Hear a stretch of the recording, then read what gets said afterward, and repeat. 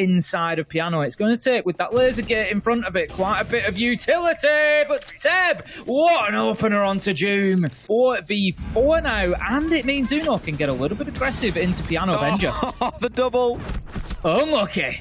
Absolutely, but kills fly through for Na'Vi. Skitty with 2 more towards the close of this round as Mello, the last one left standing. Pressure from the window, pressure from the north, and inside the site itself. Just like last round, though, Heroic have got the read on Na'Vi here. They're capitalizing, sure. Na'Vi got that round win, but I do feel there's more control being shown by Heroic. Na'Vi, they're getting something going at least. They've managed to get the wall opened up. That's going to give them an option to push direct into sight, but also just to cut down a few of those angles. Benja, it is to finish off the low health Nave, getting a little bit excited there. Leader finds one, but it doesn't really matter as they were in absolute no man's land. Heroic had begun to swarm. Unfortunate as well, because with the right sort of angle here, it could be a freebie. Now he'll find his man. He knew he was around there and eventually hunts him down. Teb killed by the Angel of Death from above, traded out pretty much straight away. There was Skitty finds one back. Doom in response on the other side. It's 1-for-1 between these teams, back and forth, Tim. Right now, if he holds that line, he's going to be in big trouble as Nath manages to find his kill.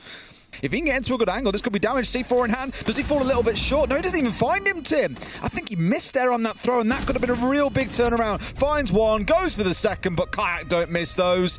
You always assume someone could still be there. You don't know, but you have to assume someone is. So again, phantom pressure. Not really a player there, but it's still the impact it has. A quick trade coming out between the two sides, so not player for player, but definitely kill for kill, as the second one follows through. Teb this time equalising the scoring at 3-3. The longer range angles almost finishing him off. Down now to 2 HP, and there's one inside a coat. Does he know? Mello knows. Down goes Teb, 3v2 with only 10 seconds to play.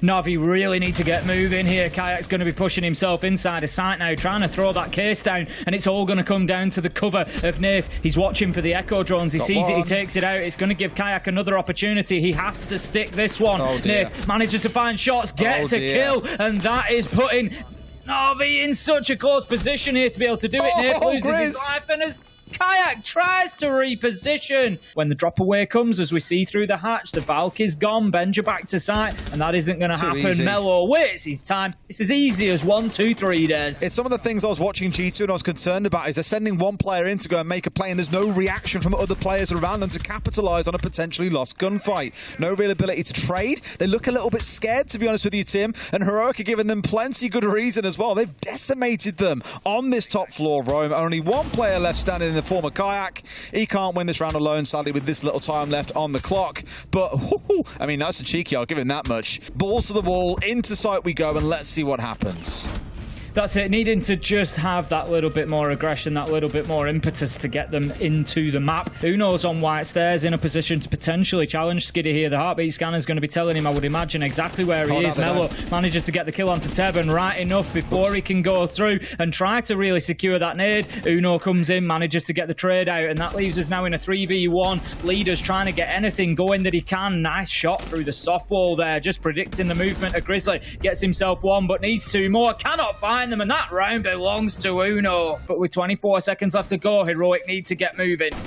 They do. It's about time, boys. It might be gated back at this point by Na'Vi, who feel like they've held them off relatively well, but the plant is going down, and it's likely going to be in behind the Ossa. Skiddy has got the opportunity for some vertical, but blasted away by that Nomad. Will they have to finish it off? No, they can't in time. Teb's in behind as well. Uno going to have to relocate here and try and make a different plant work. They know all about it, and Kayak is looking to get the angle, pushing in here as well. One man to his left, but 2 kills coming for Heroic. They get the job done. The plant is down, and they find the 3 kills. It felt like that was Na'Vi's, but a last-second call from Uno to relocate. I've seen this a few times before, and Na'Vi, they are teetering on the edge right now, I would suggest, but that's an absolute beauty from Teb. That's the kind of kill you want to at least start evening things back up, and it's onto such a critical operator as well. Look at that jiggle coming out of June, back and forth, back and forth. You don't bring that operator unless you've got a great plan for them to look at and really good execute. And Nave's also been found out as well by Benja just spraying through a soft wall. Manages to find his man as he tries to come back down the stairs. Leaves us effectively 4v2 here. And if Heroic are smart and get moving, he's down. You poor sod. He's up, he's down, he's out. And that is that. Benja finishing what he started. Leader just moving between sites at the minute, trying to get anything going. Cut down by Grizzly. And as I said, Heroic, they've smelt the blood in the water, Des. They're circling. They're like sharks at this point. They're apex predators. And they know that their next meal is within reach. And that meal is looking like a well-cooked NAVI. Certainly is. Heroic just looking to maybe cheese around here. You know, just get in there, use that utility play in behind it. It's worked so far as June manages to find one, but Teb's there for the trade. 4v4, NAVI standing tall, but this is going to be immediate pressure into sight. What a peek from Teb on the Valk. The glass shut down as well. NAVI have got answers to every question they're being asked. It's like they've seen the test paper before the exam. Bit of time being wasted, hoping not to drop KD needlessly. Will find himself one, but might get shot in the back here from Freezer. Indeed, he does. NAVI, more of those X-Caros starting to come out, and now they start looking in towards White. The push coming forwards. One gets swung onto it. Skitty, it's far too easy. Now Uno is the next challenger. Can Skitty make it a third in the round? No, he cannot. Two coming in for Uno here as he does get the close down, but it's a 1v3. We'll go into overtime, Tim, as NAVI somehow pull off a 4-round comeback back-to-back. Got nades coming in there. Nade's got to be careful of that. You hear those ADSs getting to work there and blocking out a couple. I was going to say a real stalemate being shown up, but Teb steps forward first, and it's June to bring him down. 15-9, Teb will close at the end of this round at the very least, as Grizzly and Kayak, they exchange kills across the map as well onto different members of the opposing team. 4v3 for Heroic, and it feels like the first time in a long time, Tim, that they've had any kind of advantage. Skiddy just looking for the long-range battle here. Gets caught by the man who drops. Grizzly coming in like death from above to just signal the end of the round. Closes it out for Heroic. They know that they're down to that final minute, so they've dropped themselves right away. They're going to get caught out. Oh no! Teb somehow hits his melee button and doesn't find the kill onto the pulse of Uno. 40 seconds, Nerf gets the opener onto the pulse. Finally, Uno taken down, but there's a lot of work and there's a potential flank here. Oh my god, this is a huge 2K Benja. Define your career now. Gets 2 big kills. It's not quite a career definer, but it's certainly a game winner. 2 big kills. Crushes the NAVI aggression. You know it, Tim. I know it, and I'm pretty sure he knows it. This game is done, and Heroic are going to take the 2 points. Fantastic. Last round from Heroic. We said coming into it, Des, how much of a mastery they had on that mid-floor. We saw it be fantastic for them previously. Hello, Murat. What's up, Mr. Officer? First of all, do you need a nap? Yes, I do. I do need a nap. Honestly? But yeah, it's worth it at the end of the day. You know, we won a game, so you know it's worth it, especially then. But hello to you guys as well. Hope you guys are doing fine. Well, we are, Murat, and you know, let's talk first quickly about our last play day. You know, you're able to take the victory against G2, 7-4, looking good. You're going into the day.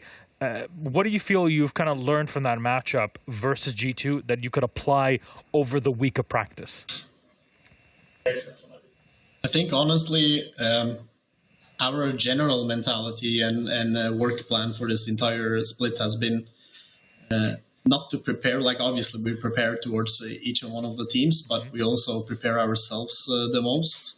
Okay. We realize that gains us way more than just, you know, changing from week to week, especially since we have something called super weeks in this stage as well. I think that's the smart way of doing it, so you don't lose practice between those matchups.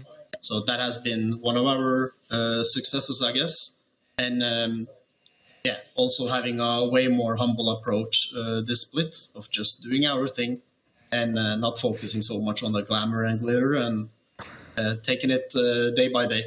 I mean, if anything, when I look at, glitter and glamour, I immediately think of Uno and the sort of billionaire lifestyle that he's living through these days. But I want to talk about Jume and Mello in this case. How do you feel from the coach point of view? Because we heard it a bit from Uno, but how do you feel from your POV this change has been working out for you guys?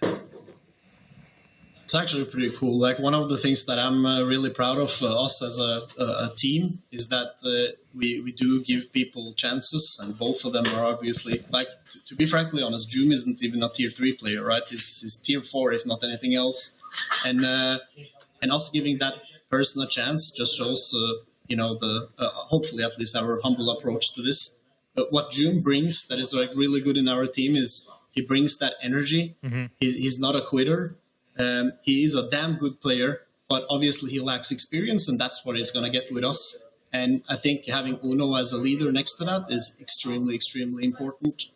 Now, when it comes to Melo, just short about him, one of the cool things is that when, obviously, Gorgona, my brother out there, when we split it up, one of the things that we were afraid of is to lose that capability that Gorg had, which was shot calling, having really good in-game knowledge, and to bring that into the team. But Melo has definitely, not to diss Gorg in any way, but Melo is definitely showing that he has the capability to bring that into our team, which also helps Uno, right? So having those two as a combination, and then June being that helper for Benja, relieves Benja from pressure as well. So we're really happy, and I think today's game definitely showed that. I mean, the flank in the last round kind of speaks volumes on that kind of team play that's required to sneak behind enemy lines and, make these sort of plays happen on Cafe Dostoevsky against Navi specifically here. But next play day, you go up against TT9. They were unable to close out their game against Rogue today, and on play day 1, coming close to OT with M&M. How do you feel that game is going to play out? Same as today. We're going to just do our best, focus on communication, bringing the energy, and then not care about who we are meeting. Will be enough to get all 3 points? Yes, indeed. That's at least our goal. And then we'll gladly take 2 as well if it ends up that road. But obviously we're trying to get the 3-pointers. But I want to actually highlight Natus Vincere in this game. I think the changes that they have done has been really positive for them. And we can also feel it when we play against them in an official game. So I actually applaud that. And I think they had like a really good top hold, for example, on Cafe. So that shows that they are definitely putting in the shift. And it was really fun playing against them. So GG, well played for sure. Well, there you go. Thank you very much, Mr. Officer. Anything you want to say to the fans? No. I'm kidding. Okay, thank you very much. We've already had one of them. Come on, man. What is this? Okay. Thank you so much. Thank you so much for the support, obviously. And we're going to do our best to not disappoint you this split. Give Uno a kiss on your side. That's all I'm going to say. Anyways, Mr. Officer, thank you very much. Congratulations to Heroic on the victory for the fans. If you want to come back and watch Heroic next week, that'll be Heroic versus TT9. So don't miss it. Come back and check it out. Till then, take care, Mura. Bye-bye. Likewise.